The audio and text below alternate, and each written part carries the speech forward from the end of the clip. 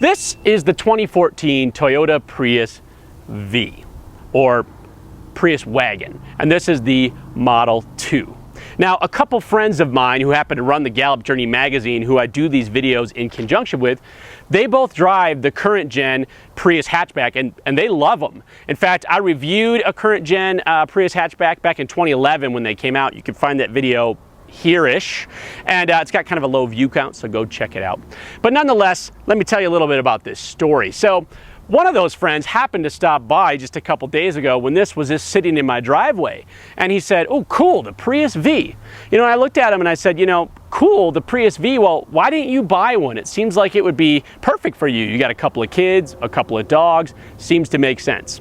He looked at me kind of frankly, very bluntly, and said, "Well, doesn't that get like 40 miles to the gallon?" And I thought to myself, what a day and age where we live in an age where 40 miles to the gallon is something to turn your nose at. Well, it kind of made a point for me when thinking about the Prius V. People buy the Prii for fuel economy. So where does this fit in?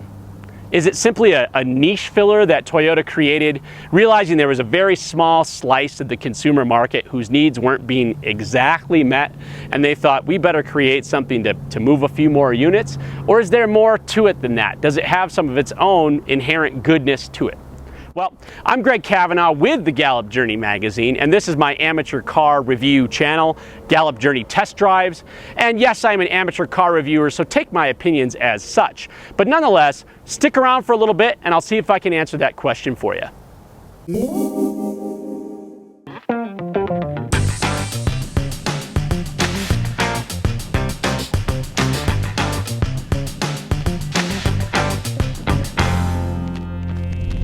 So at about $2,500 more than a Prius hatchback, with worse fuel economy because it's the same powertrain and it's a couple hundred pounds heavier, so it then makes it a little more sluggish.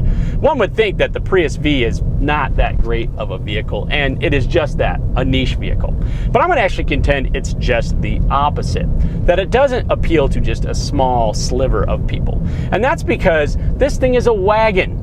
And wagons are awesome. They give you all the attributes of a car, but with great space. In fact, it makes a much more compelling case than some sort of hybrid crossover, because you're still getting fuel economy in the 40s, but this thing is very versatile and capacitous. And that makes it appealing to a much broader range of people. You can't talk Prius without talking about fuel economy. Now, it's essentially 7 to 8 miles per gallon lower than a standard Prius, but it's still in the 40s for all of the EPA cycle. 44 city, 40 highway, 42 combined. In my opinion, still very good numbers, especially given the cargo capacity and versatility of the Prius V. But by comparison, for most consumers out there, it just doesn't have the panache when seeing 50 miles per gallon on the sticker as in the standard Prius, but still excellent fuel economy. Now, if there's one thing that the Prius does well, in my opinion, is that it really gives a sense of kind of a future type automobile, 21st century automobile. I mean, you combine the smart key, which means you have no ignition per se, which gives you just a power button to turn it on, combined with the fact that it's a hybrid, so you can pull away silently and the engine doesn't necessarily start when you turn on the car, and this flinty little finger-like shifter for putting it in drive or reverse. It's just another experience that takes a little while to get used to, but I have to admit, you do feel kind of cool. It feels kind of future-y. I mean, it's easy to leave the car on, if that makes any sense. I actually pulled into my driveway, was talking to my kids, and then I put it in park or whatever. I didn't realize that the car was still on, and that's because I didn't have an ignition to turn off and the engine wasn't running. So I have to admit, that's kind of cool and makes a Prius kind of fun.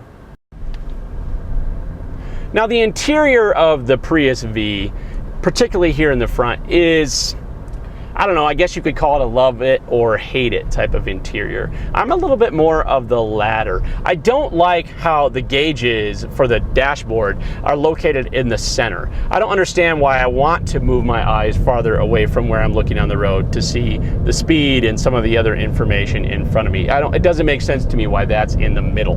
And then it also just kind of puts this flat dashboard area in front of you, which takes a little while to get used to, of course.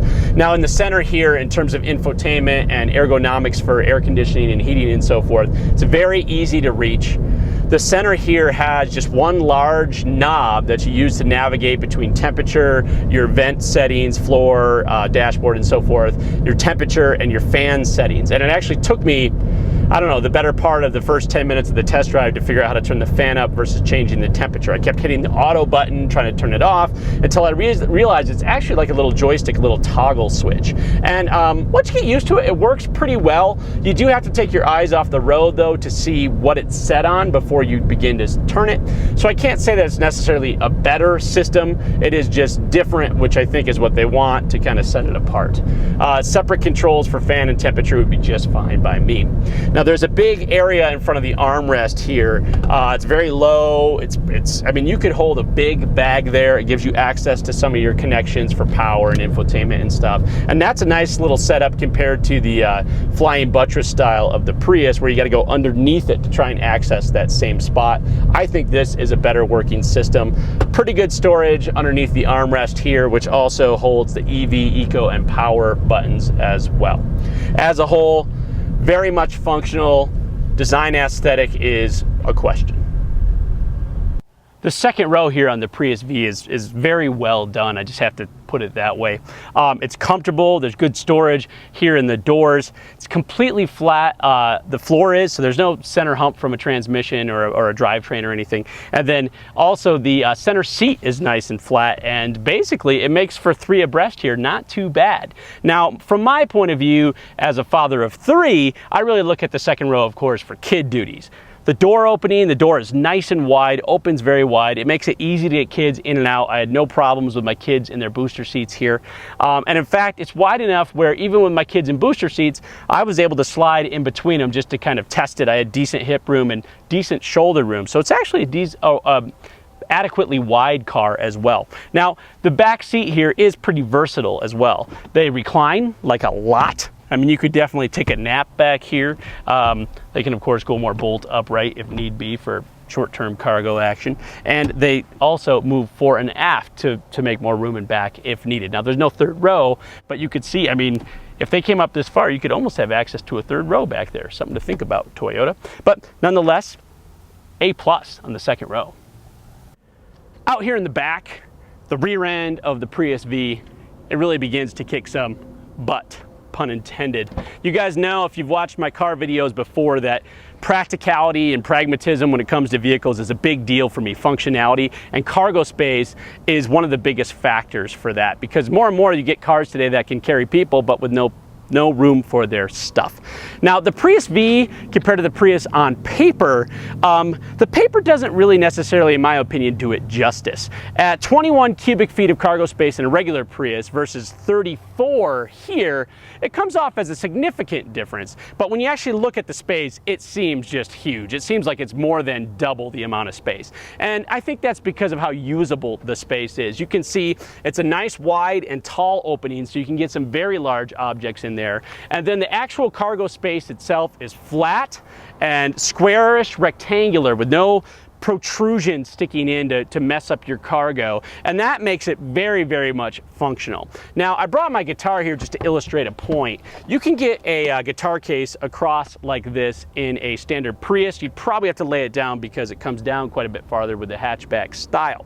But with the Prius V's ability for the second row to slide fore and aft, you actually gain some great depth there. And as you can see, I can get my guitar case all the way in this way, the long way, which means you could stack guitar after guitar after guitar. Now, I'm not sure what kind of rock bands travel around in a Prius V, but if they needed to, they could.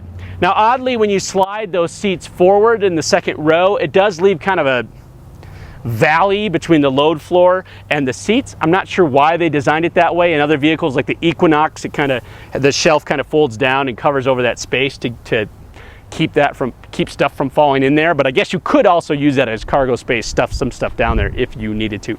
Now, when you fold the seats down, it'll swallow quite a bit, almost 70 cubic feet of cargo space, I believe. But the real factor for me was when I went to pick up this car, I rode up on my commuter bike, put the seats down, boom, slid my bike right in, didn't even have to take off the wheels. So I have to say, of all the tests for me, between the guitar case and my bike, it passed with flying colors.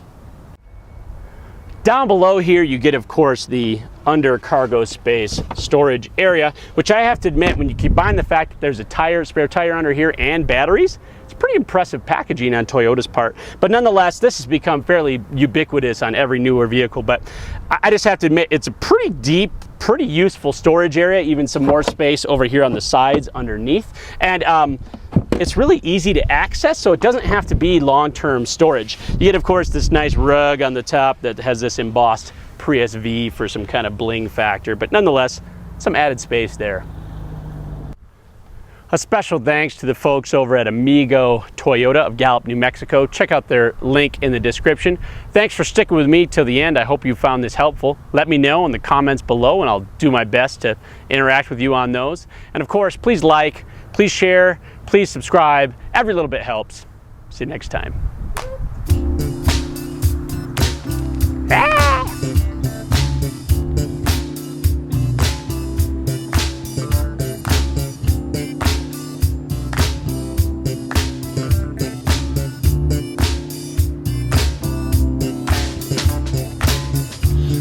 Feel your body close to mine,